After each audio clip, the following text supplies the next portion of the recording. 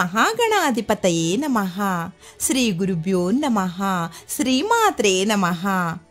మా గురుదేవులు శ్రీ వద్దిపర్తి పద్మాకర్ గారికి పాదాభివందనం చేస్తూ శ్రీ లలితా సహస్రనామ స్తోత్రంలోని 22వ శ్లోకము.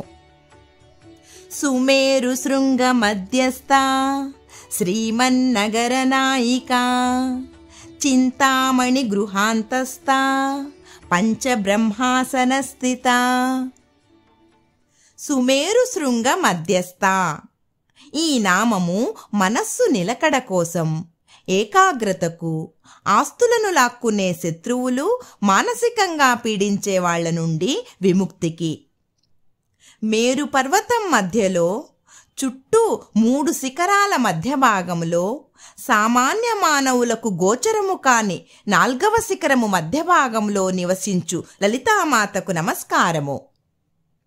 శ్రీమన్నగర నాయిక.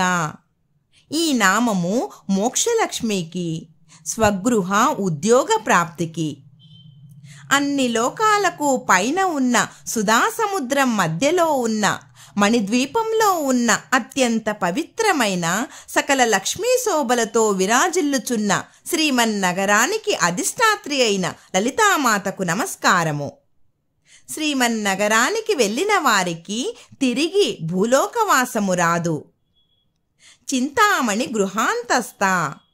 ఈ నామము మనశ్శాంతికి, ఉద్యోగ, వివాహ, సంతాన ప్రాప్తికి, ఇతరుల శ్రేయస్సును కోరుకొను భక్తుల చింతితార్థములు తీర్చు చింతామణి మంత్రాది దేవత అయి, చింతామణిమయమైన గృహనివాసిని అయిన లలితామాతకు నమస్కారము.